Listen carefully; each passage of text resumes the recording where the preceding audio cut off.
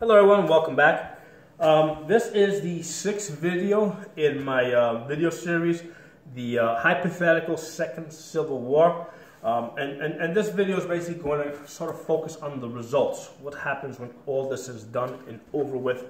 Now the approach that I've taken in my analysis, the way I've been proceeding through these six videos, is I've made a point of analyzing everything all the way through, okay? I don't just stop at the point that it's convenient for me, okay?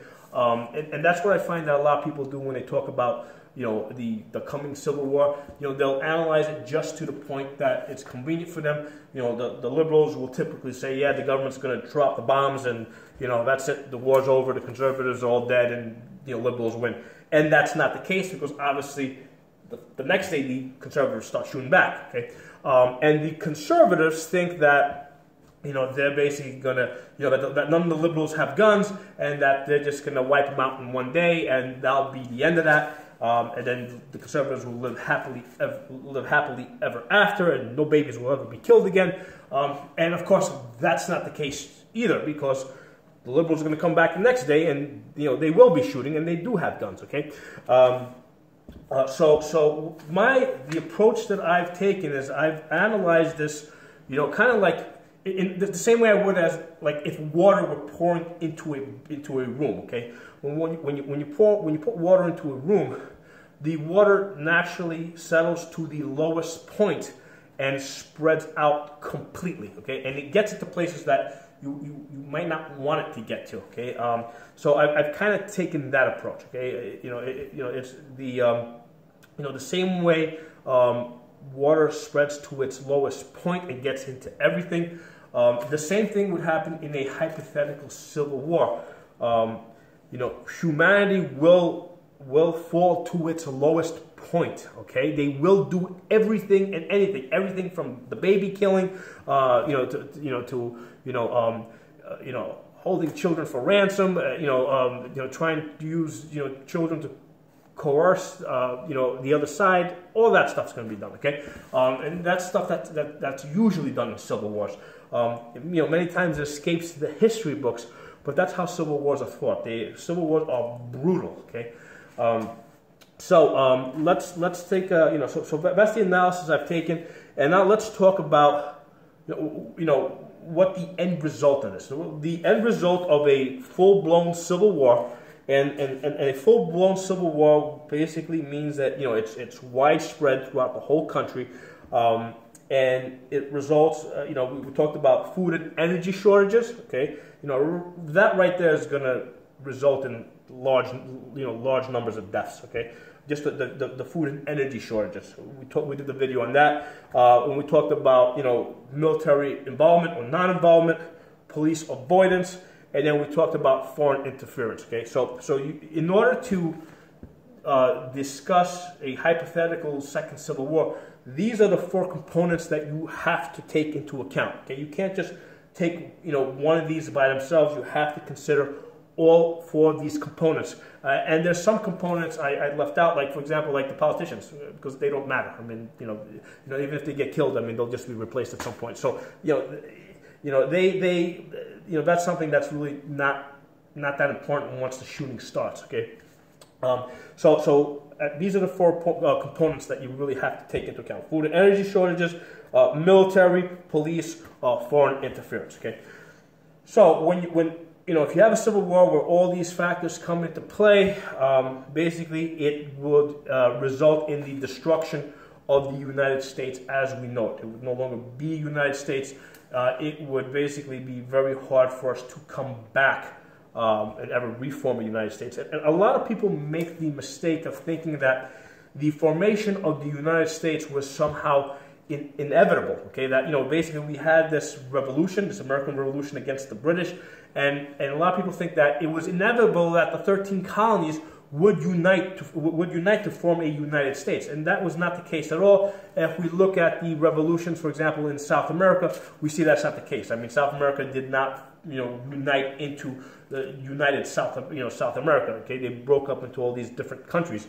So it actually took a lot of effort and a lot of compromises to form the United States. to keep the United States maintained throughout, throughout history up until this point, and it'll take even more effort to maintain it as a United States going forward into the future. Okay, so don't think for 1 second that it was ever inevitable, that we would have become a United States or that we will stay United States. It took a lot of effort to get us here. It'll take a lot of effort to keep us here. And the key word, one of the key phrases throughout the United States history was compromises. That was right from the beginning. Our Constitution is basically one giant compromise. Okay, all right. So, but going back and let's talk, focusing on the results. If we have this second Civil War and it's widespread, the United States gets destroyed. Both sides lose everything that they fought for. Okay, nobody wins, everybody loses. So let's talk about what they lose. Okay, so we can kind of sort of visualize it. Okay.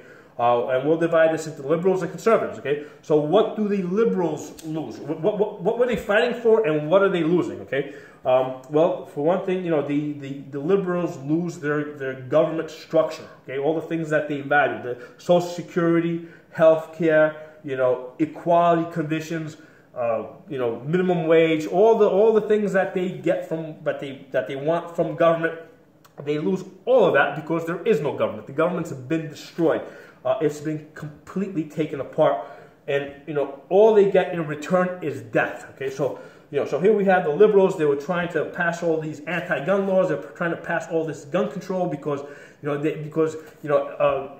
every time that there was a mass shooting, and 50 or 100 or even 500 people were killed, that was terrible, and they're all crying their hearts out. Well, now you've got millions of people dead. Okay, so that's what the liberals got out of this second Civil War. They got millions upon millions of people dead. Okay, so obviously gun control didn't work very well. Okay, so now let's look at it from the other side. What the conservatives? Okay.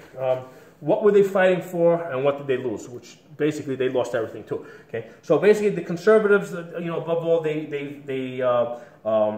value family. Okay, and as a result of this Civil War, as a result of the fighting, well, basically the family's structure has been destroyed. Okay, first of all, nothing weakens a family faster than half its members being killed. Okay, than half of the almost all of your males having been killed in combat, okay, or even to disease or starvation, okay, because we talked about that in earlier videos. So you got a lot of people dying. Obviously, that's going to weaken the family structure that the conservatives value so much. Okay, what else do conservatives value that's going to be completely destroyed? Babies. Okay, conservatives love babies. They hate abortions. They love babies. And basically, I guarantee you any type of widespread second Civil War is probably going to result in infant mortality rates above 80%. Okay, if you're in an actual war zone, where the fighting is actually happening and there's starvation and all that, you're probably closer to 100%. During the duration of the actual fighting. Okay, at times, you might have periods where there's less fighting or areas where there's less fighting. So you might have less infant mortality. But basically, it's still going to be pretty high. Okay, basically, you're not going to have babies being born in hospitals, okay, under doctor care because the hospitals have all been destroyed. Okay, so basically, a lot of babies are going to die. A lot of children are going to die. A lot of children are going to be malnourished. A lot of children are probably going to be used in combat. Okay, just like they were during the American Revolution. Children were used in combat for various roles. Bring ammo supplies, bring water to the field. Children were on the battlefield. Okay, that is, we cannot look at the situation that has developed over the last 100 years and say that this is the natural way. This is the way things would naturally be. I mean, look at 5,000 years before that. And that will give you an idea of how things actually work, especially under stressful situations. Okay, And what we typically see is that children do in fact play a role during, in wars, okay? Various roles, sometimes as actual combatants, okay? So the conservatives lose that. The family's falling apart, the babies and the children are dying, and also the other thing that conservatives hate is they hate, foreign influence. They don't like having their culture changed.